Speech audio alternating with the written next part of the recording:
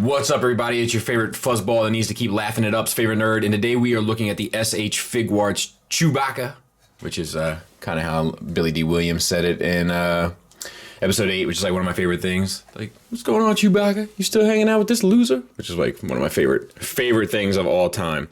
And also, you slimy, what is it? You slimy, stirring, no good swindler. You got a lot of nerve coming back here after what you pulled. But this isn't about Billy D, who I love and have met. This is about Chewbacca. And with that being said, we do have a little bit to talk about because we got to talk about this figure. We got to talk about the Hasbro versions. We got to talk about the SH Figuarts Han Solo, the Hasbro Han Solo, how it all works together. So now that I've taken up more of your time for information, I'm just going to end up giving you really in the future, to be honest. It might have actually been a waste. Maybe I'll cut it out. Maybe I won't. Let's move on to accessories. So he comes with 3 additional hands and an alternate face. The detailings are the same on the hands he has, and the hands he has, as you saw in the opening footage, is one that holds the bowcaster and the other one that holds, that supports the end of the bowcaster. You could also use it as a posing hand. Now he comes with an opposite hand to support the bowcaster, but not an opposite hand to hold it. So it would just be like if you wanted 2 relaxed hands for your Chewbacca pose, which would also work. And then he comes with 2 fist hands, which is fine. And then he comes with this alternate face, which I think I might prefer this one. Even though I prefer Chewie with his mouth closed, I think the sculpt on this one is just better. I don't know. To me, it works. And I can see those blue eyes, James.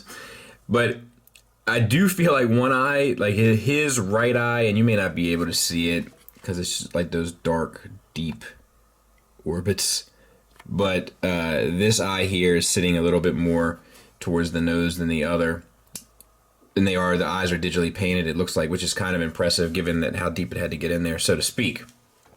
But it's simply done by pulling off the one he has and adding this one on. And I'll show this at some point during the video. And the detailings and stuff are great. I will show that in the figure. And before we move on, we're going to talk about these hands that I have on them. I won't be taking them off, and I'll tell you why in a second. So, there's a little bit of controversy about this hand. Now, many are saying that the gun is molded into the hand. That's not true. That's not the case. It seems as though, alright, so at first glance it seems like it is. But the fingers are definitely a separate piece that are connected there, and it seems as though you should be able to remove them and then remove the gun. Like, the gun doesn't feel glued into me. It's definitely not molded to the plastic. Like, you can see the space in between on all accounts. But in order to do so, you would need to heat it up, take the gun out. And then the only reason you would want to do that is to hold this around his arm, like his shoulder, because it won't go over his head. It might go over if you take the face piece off. But that would be the only reason that you wanted to do it. And shout out to my buddy Greg. Like, him and I, like, we love this line, and we kind of have this, like quiet competition kind of going on, like unspoken competition of like who can get them first, because we both end up ordering from different places overseas or whatever. It's good times. But he got his a day earlier than mine, and he said he saw pictures where people had taken the gun out, the bowcaster out, and he said but he couldn't figure out how to do it unless you heated up the plastic, because like this thumb is definitely separated from these fingers, so you should theoretically be able to get it out if it's that big of a deal to hang it off the back of his shoulder. If it's not that big of a deal to you, I suggest letting it go. As for the gun itself, it seems to just be like this metallic flex sort of plastic, the black piece, and all the pieces are glued on or attached. This is a softer piece of plastic here, but it still doesn't have like the natural, and like unless you have it straight out, like it doesn't have that natural hang, you know, like that's a problem. So you can't really have it down because like it can't, you know, like it should be like this. But that's just one of those things that irritate me. But it is well sculpted, well painted. If it is painted, I'm not sure if it is, but if it's not, it's well finished. And then the little buckle strap here, adjustable strap, is painted. So it's all a really cool accessory. Now, the reason why I'm not taking the hands off or anything is because these are the hands I want on him. I think he comes with the 2 fist hands on. These are the 2 hands I want on him, and putting the hands on is a pain.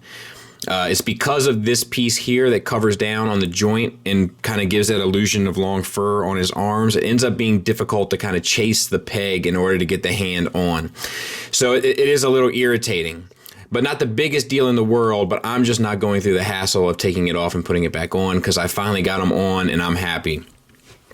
Now let's talk figure.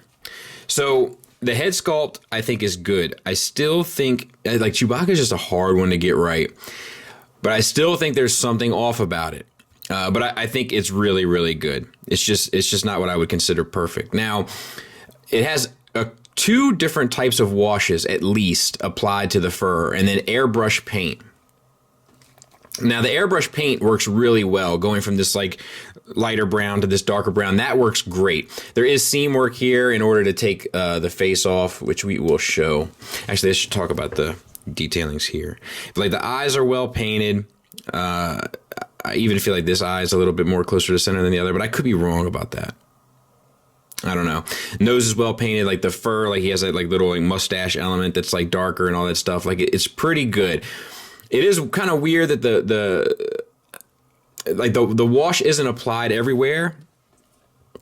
And that might be a digital paint, actually, and not a wash. I think it is. I take that back. That's digital. That's digitally applied paint.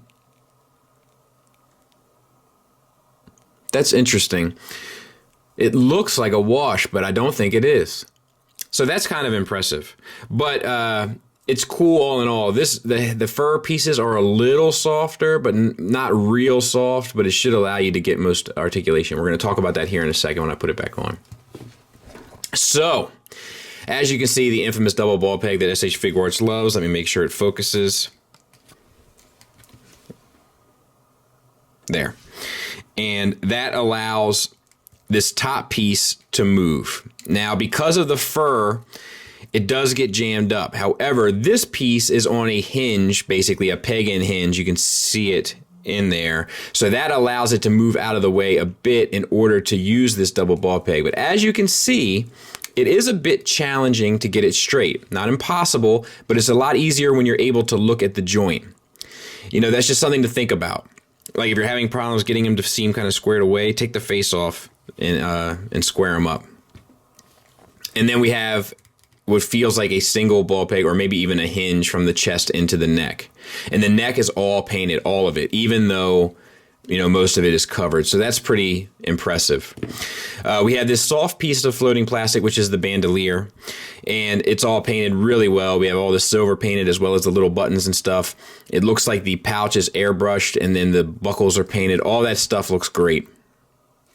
No complaints there, and it sits underneath the top level fur to kind of give it that illusion of depth, and that looks good. Once again, we see this little airbrushing type technique from the chest, upper chest onto the lower body, and that all works well. Now, for the chest cavity itself to the pelvis, we'll talk about that real quick.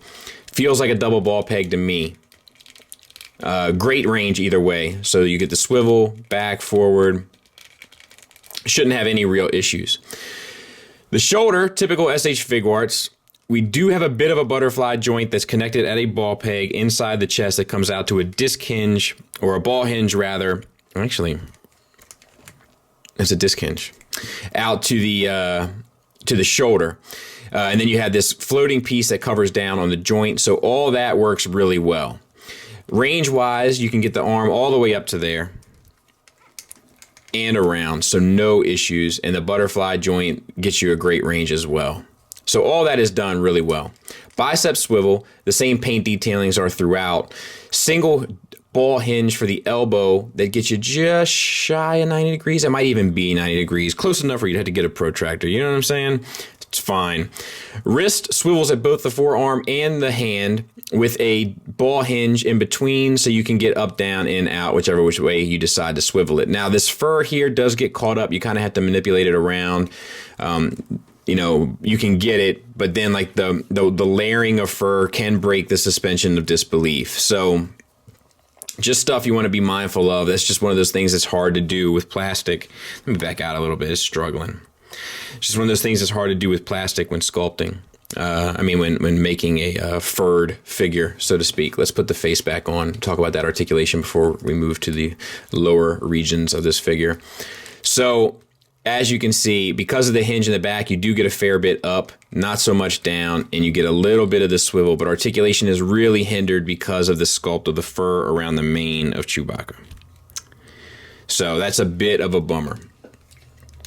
All right, and I do feel like Chewbacca's a pretty expressive character, you know, like because he's kind of like a costume character at Disney World or something. Like he doesn't really speak, so a lot of like his emoting is done in like his head angles and stuff. So that does kind of suck, but not the worst thing in the world. So we have this extra piece here that's all right. So what we have here is T-jointed ball pegs, and then it has this like clip-in piece that goes around to cover the joint, which is smart. I haven't seen them do that before, I don't think. And it does rotate around that peg so that you can get the range of the ball peg with the legs all the way out to there. And you should be able to rotate it back. Yep. So he can get the full, what was this? No, this is a full Monty. He can get the full Monty. And then let's move that back. Not quite the full Van Damme, but still a pretty impressive range. And then you just move these pieces around to cover down on the joint or allow you to get the range. So all that stuff works really well. Thigh swivel, minor, but it is there, built around the ball peg. And then a double jointed knee that gets you a great range. So all that stuff works really well. And the sculpt of the knee, like the fur and stuff, it continues throughout the joint. So it's really quite well done. I'm having some problems here moving around the fur. That is something that is problematic in trying to move the pieces, is like there's so many layers, as you can see, that sometimes stuff gets ate up and caught up around other stuff and little clips of the fur and so forth, so you just have to adjust for it. But once you have it, you're good to go. Ankles seem to be on a ball peg, which means ankle tilt down to there, up to there, and then a pretty decent rocker. Not impressive, but it is there. And then a toe hinge that gets you up to there. We have the gray on the bottom, which is a nice touch, and then all the toenails are painted with a more glossy paint. Is the same with the fingernails, I believe. No, they're not painted at all. So yeah, it's pretty good. Not perfect and not without issue. And there he is from the back. You know, you lose it a little bit in the knees, but you know, just don't display him backwards and you should be fine. So there he is with the SH Figuarts Han Solo. You know, so he looks the part, and this isn't the greatest size comparison because of the poses, but we're going to fix that soon. I just wanted to show how good they can look together. And obviously, like, this is them standing so that you can see both of them clearly. Like, if I was to put this on a shelf, I'd probably put, like, you know, him more so in front, you know what I mean? And it looks even better. And there he is next to the Hasbro version. Now, this is where the conversation starts getting interesting. This figure is far superior to the Hasbro version in just about every way, but there are a few things that the Hasbro version ends up doing better because of things it does worse. So the articulation and stuff on the Hasbro one in comparison to the Figuarts one sucks. However, because of that limited articulation, the stuff that they're able to do with the mold and sculpt ends up looking more natural and more impressive on a shelf and more appropriate on a shelf than the Figuarts.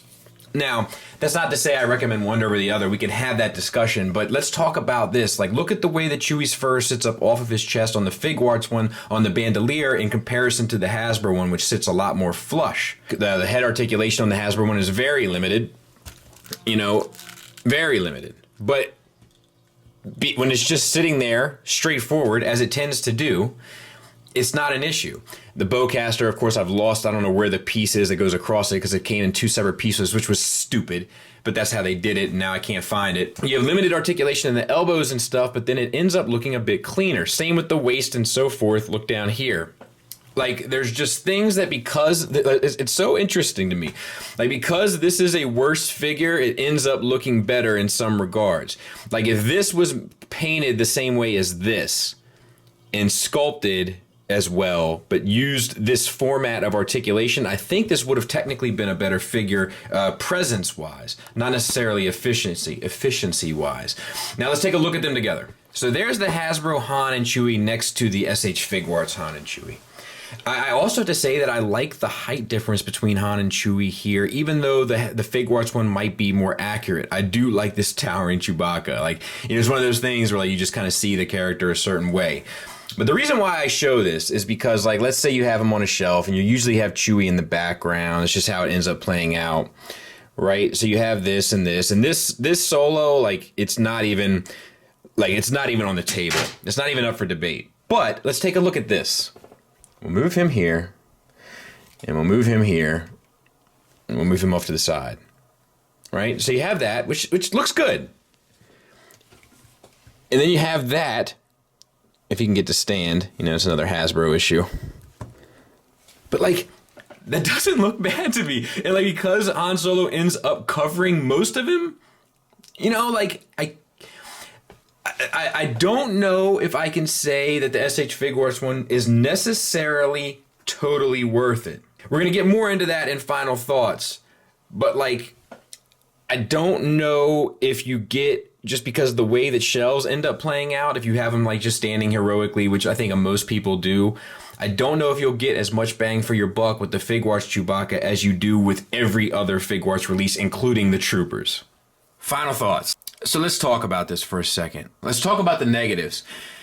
The negatives are mainly how the mane sits over top of everything. It's very hard to manipulate it around and kind of get that great articulation that you hope to get with an SH Figuarts figure. I wonder if they didn't do the neck piece at all, if that would have allowed for more movement, because you never really see the neck piece. If it just would have been this empty cylinder and that's where the double ball peg was. I'm not an engineer, so I don't know. Because of the articulation and the way that the sculpted fur has to work around the articulation, it can be very challenging to put this guy in a natural, realistic looking pose for your shelf. Now, those are the negatives. The positives are that the paint is terrific, the materials are terrific, the articulation is pretty much good with the exception of the head and a few places where the fur gets jammed up, but that's more of a nuisance. The head is the only real limitation here. So you can pull off poses like this, which are pretty cool, but who has Chewie in this pose is my question. See, I feel like most people are going to have Chewie standing tall. Like, he doesn't really do dynamic poses. You know, if you watch any of the movies, like maybe in episode 3 he does a little bit, but for the most part, he's just sort of walking around at full height and looking intimidating and looking tough. And that's where I feel like the vested interest should have gone with this company to make it efficient. And instead, it went for the action figure element, which I definitely appreciate, I definitely get, I definitely respect. However, it doesn't end up as rewarding on a shelf as you may have hoped. I'm not sure if you're happy with your Hasbro Black Series Chewbacca. And for those of you who know me, know that I'm often the one that wants to get Hasbro out of my house as soon as possible, as long as like immediately when another release that's more viable comes along. I'm that guy. I want the Hasbro out of here. I want the Hasbro to fill holes, not vice versa. If you have the Hasbro one and you're happy with it, I don't recommend getting this one. If you don't have the Hasbro one, I do recommend getting this one. And if you just are a fan of Star Wars like I am and a fan of Han and Chewie like I am, then I definitely recommend getting this one. You know, Han Solo is my favorite fictional character of all time. That's my guy. And Chewie is his dog. There's nothing more tough to me than the space cowboy with his dog. And I love Han and Chewie. I love the dynamic together. I love that whole brotherhood element. That's right up my alley. So I had to get this. It was a no-brainer. If you feel that way about these characters like I do, then yes, you'll definitely feel it's worth it because I feel it's worth it. However, if you're just going for displays and you're kind of happy with the one that you have, I would say you might just want to stick that one through or stick with that one through it all. Whichever one is appropriate. That being said, I hope this helps. Thanks for listening. Thanks for watching. Till next time, take care.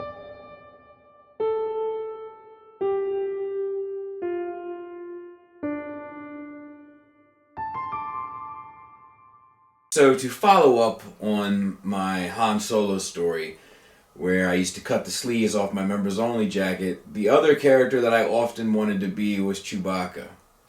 As a result, I ended up carrying around a woman's purse for a large amount of my childhood. Not sure if there are any effects to that or not, don't necessarily feel any, but I had the Kenner bandolier, which had the little styrofoam pieces and the plastic clips, and you put the figures inside the clips. I never did that. I kept it straight as a bandolier and as a costume piece, and I was always bummed that it didn't have like the satchel that hung off the end of it. My grandmother was aware of it. She had an old brown leather purse, and